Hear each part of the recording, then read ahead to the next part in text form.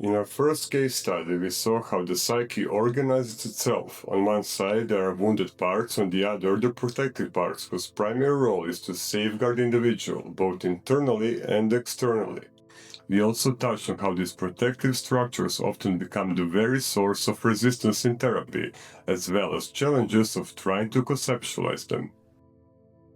This basic division of parts has deep roots in early psychoanalytic theory.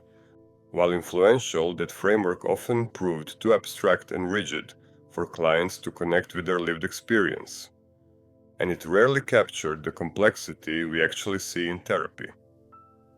Over time, it was further developed through other modalities, for example, transactional analysis, which translated psychoanalytic concepts into a more approachable and practical theory.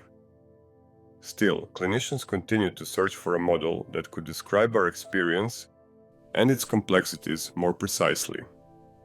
Dr. Jeffrey Young and colleagues introduced schema therapy, which quickly gained traction across the field.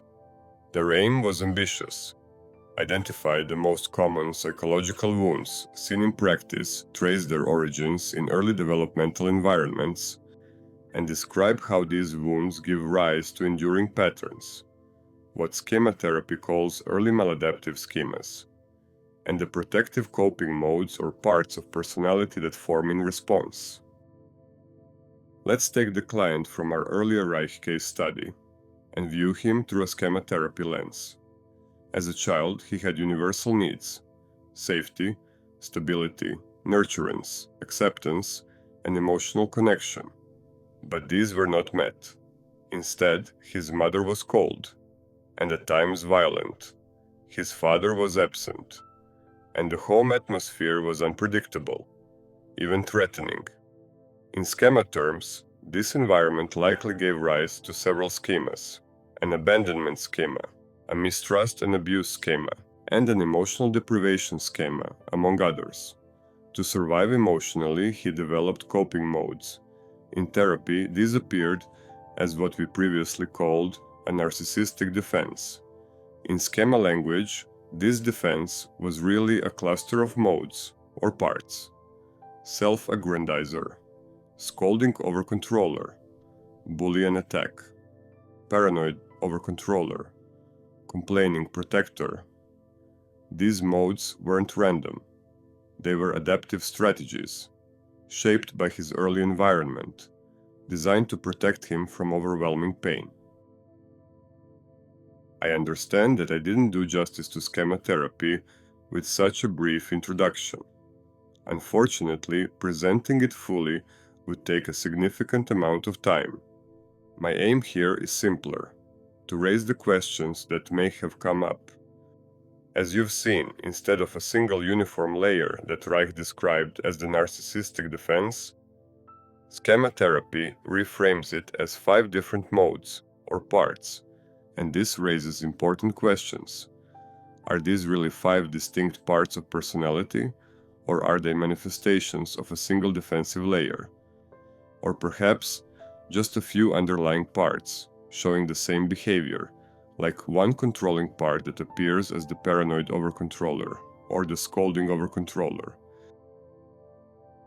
In the following chapters, I'll explore these questions in more depth. Now, what we can see is that in schema therapy, in the attempt to map every part of the personality, researchers and practitioners began equating behaviors with parts. And the result was a countless number of parts that could be identified. Susan Simpson and other prominent voices have pointed out the problem. The model's complexity can lead to confusion. The number of modes described in the literature has ballooned far beyond the original 10. This has led to ongoing debates. Are these modes truly distinct states, or simply variations of the same underlying parts? And does labeling every behavior risk a fundamental error in understanding the structure of the psyche? For therapists in session, this can create real challenges: added confusion, doubt, and guesswork, on top of the many other difficulties we already face in working with clients. Despite these challenges, Schematherapy still offers a valuable framework. It helps us identify core wounds, map coping styles, and uncover the deeper logic of resistance. In this way, it also aligns, at least in spirit, with Reich's principle. Before reaching the wound, one must first work with the protectors. I can only encourage you to explore it further because it provides a rich and comprehensive overview of many incredibly useful concepts and descriptions of the psyche. A good summary of key ideas can be found in the article Using Schema Modes for Case Conceptualization in Schematherapy, an applied clinical approach by David John Arthur Edwards, published in Frontiers in Psychology. This is where we move one step further, because there exists a model that not only simplifies this complexity but also fully respects Reich's principle. It offers a way to navigate the inner world with precision while staying close to the client's lived experience. That model is internal family systems.